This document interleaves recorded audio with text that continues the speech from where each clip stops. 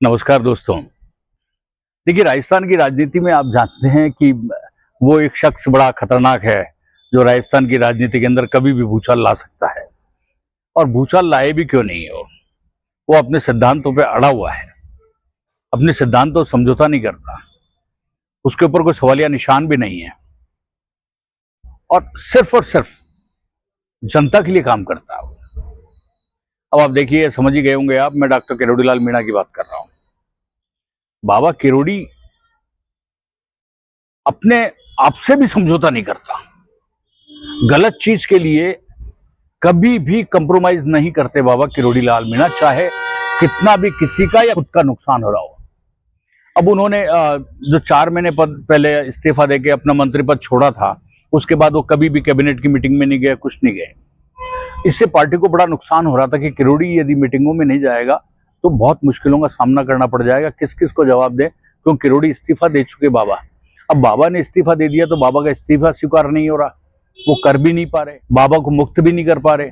बाबा के समर्थक भी इतने ज्यादा हैं, बाबा के खिलाफ वो कुछ सहन भी नहीं कर सकते, बाबा को मंत्री पद से नीचे देख भी नहीं सकते। हालांकि उनका सपना बड़ा था कि उनको डिप्टी चीफ मिनिस्टर बनाया जाएगा, लेकिन विधि को कुछ और ही मंजूर था। तो बाबा तो सीधा सा है, जब खेल करते हैं तो बड़ा गजब करते हैं। अब बाबा जब कैबिनेट में नहीं जा रहे थे, पार्टी में अटक गई थी। पार्टी ने कई बार उनको मनाने की कोशिश करी, लेकिन वो मामला बन नहीं पाए। अंत में मदन राठौड़, जो पार्टी के प्रदेश अध्यक्ष है, उन्होंने उनसे पर्सनली बात करी और उनको साफ तौर पे कहा कि ये जो ताजा रविवार को, संडे को जो बैठक हुई है, होने वाली है, इस बैठक के अंदर आपको जाना है। किरोड़ी बैठक में पहुंचे एज ए कैबिनेट मिनिस्टर।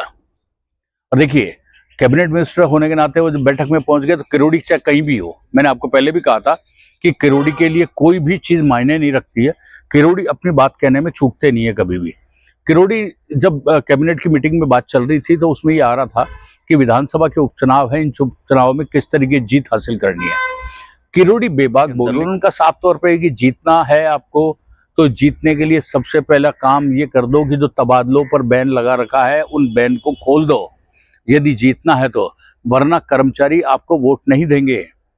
सरकार को 9 महीने पूरे हो चुके। बस किरोड़ी ने ये सुर्रा फेंका और तमाम जितने मंत्री थे उन्होंने उनकी इस बात का समर्थन कर डाला। अब सभी मंत्रियों की एक राय, क्योंकि विधायक भी ये चाह रहे हैं कि बैन हटे तो जो कार्यकर्ता भारतीय जनता पार्टी के, जिनको ठंड में लगा रखा था या कांग्रेस शासन में जिनको दूर दराज के एरिया में फेंक रखा था, और सरकार के 9 साल के बाद भी कांग्रेस शासन में जो जमे हुए थे, आज भी वही जमे हुए हैं। ऐसी स्थिति के अंदर भारतीय जनता पार्टी के कार्यकर्ता और भारतीय जनता पार्टी के समर्थक कर्मचारियों के अंदर एक रोष सा व्याप्त था। किरोड़ी ने उसके एक आवाज दी, उसके अंदर उनकी आवाज को बुलंद किया। अब देखिए, किरोड़ी ने ऐसा कर दिया तो अब पार्टी के लिए संकट कहें या पार्टी के सामने एक चित्र आ गया सामने कि अब भजनलाल सरकार को निश्चित रूप से तबादलों पर से बैन हटाना पड़ेगा इलेक्शन पहले। इसमें कोई ताकत नहीं है कि अब इलेक्शन पहले तबादलों से बैन नहीं हटे।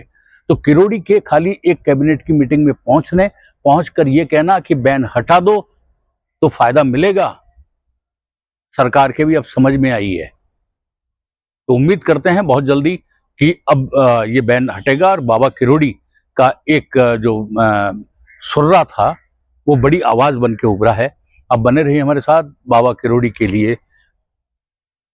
भैयाजी डिजिटल मीडिया आपको हर चीज अपडेट देता रहेगा। तब तक के लिए दीजिए मुझे इजाजत। नमस्कार।